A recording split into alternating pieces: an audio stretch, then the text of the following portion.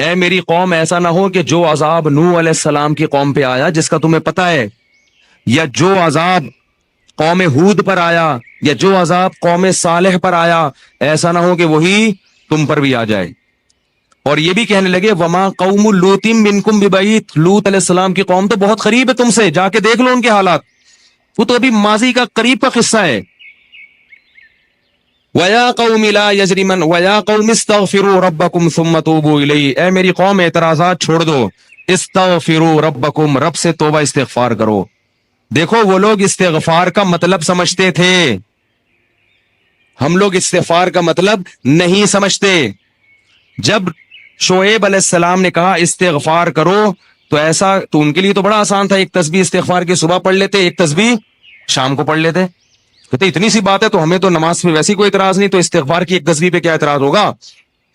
وہ سمجھتے تھے کہ استغفار کا مطلب ہے گناہ سے توبہ، جو ڈنڈی مار رہے ہیں یہ چھوڑیں اور پھر اللہ سے توبہ کریں۔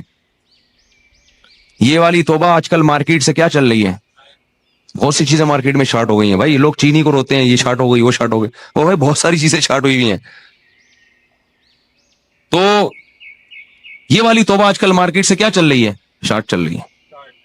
استغفار استغفر اللہ، ڈرامہ دیکھ کے بھی استغفار ہو رہا ہے، ہائے ہائے کیسا ہو گیا، کیسی ہیروئن ہے، توبہ توبہ، ٹھیک ہے نا کیسا ہیرو ہے، ہائے اتنا گندا گانا، توبہ توبہ استغفر اللہ۔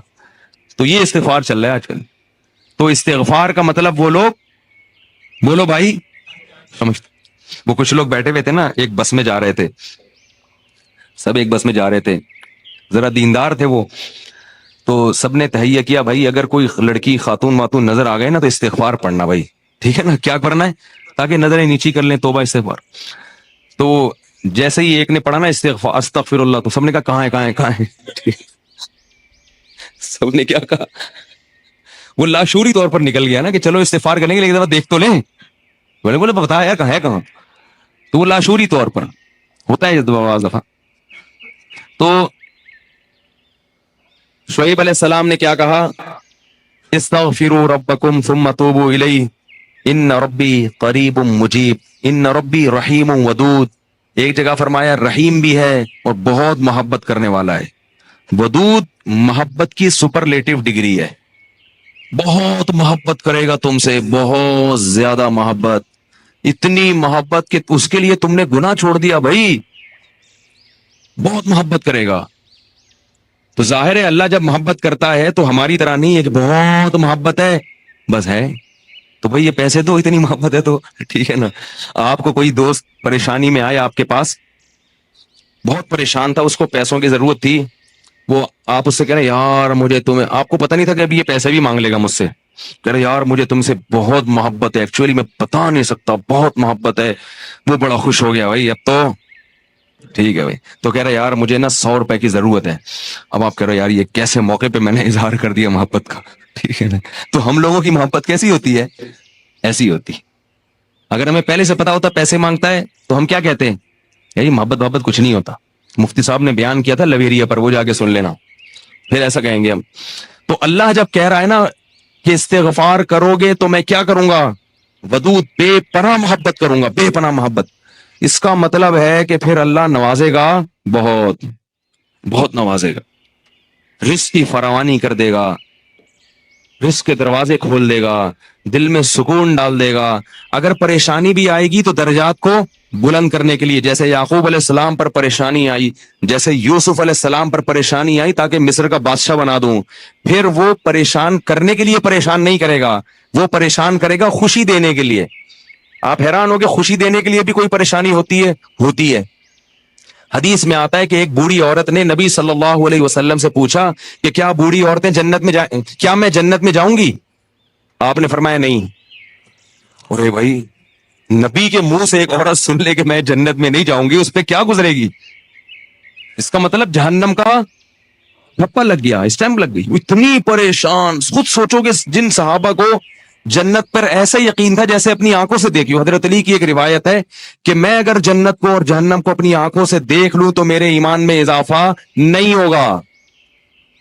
تو جن لوگوں کا ایمان ایسا ہو نبی پر، ایک ایک بات پر وہ نبی کے منہ سے سن لیں کہ میں جنت میں نہیں جاؤں گی، تو اس پہ قیامت نہیں آ گئی ہوگی، رونے لگی, پریشان ہو گئی. کچھ دیر میں نبی نے فرمایا کہ جاؤ گی جوان ہو کے. اس کنڈیشن میں اب یہاں ایک نقطہ اٹھایا ہے کہ بھئی ایسا مذاق کرنا جس سے تکلیف ہو. کسی مسلمان کو تکلیف دینا تو جائز نہیں ہے, تو نبی کیسے تکلیف دے سکتے ہیں؟ اتنی تکلیف میں ڈال دیا بیچاری کو. تو اس کا جواب یہی ہے کہ بعض دفعہ تکلیف کسی بہت بڑی خوشی کا پیش خیمہ ہوتی ہے. نہیں آئی بات؟ اگر پہلے تکلیف میں نہ ڈالا جاتا تو بعد میں جو اس کو راحت ہوئی ہے نا, وہ راحت نہ ہوتی, وہ خوشی نہ ہوتی. اس خوشی تک پہنچانے کے لیے پہلے تھوڑا سا تنگ کرنا ضروری ہے, ورنہ وہ خوشی نہ ہوتی. تو اللہ بھی اگر اپنے نیک بندوں کو پریشان کرتے ہیں تو وہ پریشانی کسی بہت بڑی کامیابی کا پیش خیمہ ہوتی ہے, پیش خیمہ ہوتی. پھر اس میں تسلیاں بھی ملتی رہتی ہیں ان کو. تتنزل علیہم الملائکہ اللہ تخافوا ولا تحزنوا, فرشتے ان کے دلوں پہ نازل ہو کے خوشخبریاں دیتے ہیں کہ غم نہ کرو, خوف نہ کرو, بس یہ پریشانیاں دور ہونے والی ہیں, جنت کی نعمتیں ہیں. بعض دفعہ تو دنیا میں بھی بہت بڑی کامیابی مل جاتی ہے. تو اب وہ اچھا یہ بات مسئلہ ذہن میں رکھو کہ اللہ ودود ہے, محبت کرتا ہے اپنے بندوں سے بے پناہ, رحیم ہے, غفور ہے. یہ بہت بڑی غلط فہمی ہے کہ گناہگاروں کے لیے بھی ہے. نا نا نا نا نا, گناہگاروں کے لیے نہیں ہے. جو گناہ سے توبہ کرنے والے ہوں ان کے لیے. ہمارے ہاں بعض خطیب اللہ کی رحمت کو ایسے بیان کرتے ہیں کہ گناہگار سمجھتا ہے کہ اللہ مجھ سے بھی بہت زیادہ محبت کرتے ہیں, حالانکہ وہ کبیرہ علانیہ گناہوں کا مجموعہ ہوتا ہے. وہ آدمی گناہوں سے اللہ کبھی بھی محبت نہیں کرتے, تو گناہگار سے کیسے محبت کریں گے؟ جو گناہ سے بچنے کی کوشش میں لگ جائے, بے شک نہ چھوٹے ہوں لیکن بچنا چاہتا ہے, اس سے بھی اللہ محبت کرتے ہیں. علماء لکھتے ہیں گناہ نہ بھی چھوٹے ہوں لیکن چھوڑنا چاہ رہا ہے, لائن پہ آنا چاہ رہا ہے, تو اللہ اس سے بھی محبت کرتے ہیں. اس کے لیے وسائل پیدا کرتے ہیں, اسباب کیا آ جائے. جو نہیں چاہتا اس سے اللہ محبت نہیں کرتے.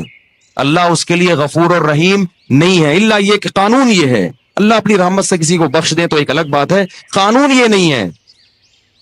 قانون یہ ہے کہ وہ کیا ہے, عزیز ذو انتقام, غالب ہے اور انتقام لینے والا ہے. ان الذین یکسبون الاثم سیجزون بما كانوا یقترفون, جو گناہ کر رہے ہیں عنقریب پتہ چلے گا, عنقریب پکڑے جاؤ گے, عنقریب ٹھکائی لگے گی. تو جس سے محبت ہوتی ہے اس سے ایسے باتیں کی جاتی ہیں. آپ کو جس سے محبت ہے آپ اس کو دھمکیاں دیتے ہیں اس طریقے سے. اللہ فرماتے ہیں کہ تمتعوا, مزے اڑاؤ مزے, ان مصیرکم الی النار, آنا جہنم کی آگ کی طرف ہے. حدیث میں آتا ہے کہ میں سب سے زیادہ غیرت مند اور اللہ مجھ سے بھی زیادہ غیرت مند ہے. اور اللہ کی غیرت کو اس وقت جوش آتا ہے جب کوئی اللہ کے حرام کردہ کاموں میں سے کوئی کام کرتا ہے. یہ کون چیخ رہا ہے بھائی؟ ان کو سنبھالیں بچوں کو, باہر کیا ہو رہا ہے؟ پیچھے لوگ بیٹھے ہوئے ہیں, دیکھ نہیں رہے ان کو. تو اللہ کو غیرت کس وقت آتی ہے؟ حدیث کے الفاظ ہیں کہ جب کوئی بندہ اللہ کے حرام کاموں میں سے کسی کام کا ارتکاب کرتا ہے. اللہ کھلا رہا ہے, اللہ پلا رہا ہے, پھر آپ ناجائز کی طرف جا رہے ہو. تو حدیث میں یہ نہیں آتا کہ جب کوئی بندہ گناہ کرتا ہے تو اللہ کو اس میں محبت کا بڑا جوش آتا ہے. نہ نہ نہ, پھر اللہ کو غیرت آتی ہے اور اللہ کی صفت انتقام جوش میں آتی ہے. اس لیے بھائی گناہ کرتے ہوئے اللہ سے ڈرا کرو, اللہ کی رحمت کی امیدیں گناہ کرتے ہوئے نہ لگایا کرو. ایسا نہ ہو کرنے کے دوران کوئی چھت گر جائے, زمین پھٹ جائے. بنی اسرائیل نے گناہ کیا تھا نا, ہفتے کے دن اللہ نے منع کیا شکار مت کرو, انہوں نے کر لیا, تو کیا اللہ بڑا غفور رحیم, اللہ نے معاف کر دیا فوراً. رات کو سوئے ہیں تو صبح کیا ہوا ہے, بندر اور سور جیسی شکلیں بنی ہوئی تھی. اللہ ہم سب کو محفوظ رکھے. تو گناہ سے بچنا چاہو گے تو اللہ کی رحمتیں ہیں, اللہ کی محبتیں ہیں. گناہ سے بچنے کا ارادہ نہیں کرتے تو پھر جہنم ہے, پھر جنت نہیں ہے. سمجھ رہے ہو کہ نہیں سمجھ رہے بھائی؟ یہ باتیں کہتے ہوئے مجھے بھی ڈر لگتا ہے, مجھے بھی ڈر لگتا ہے.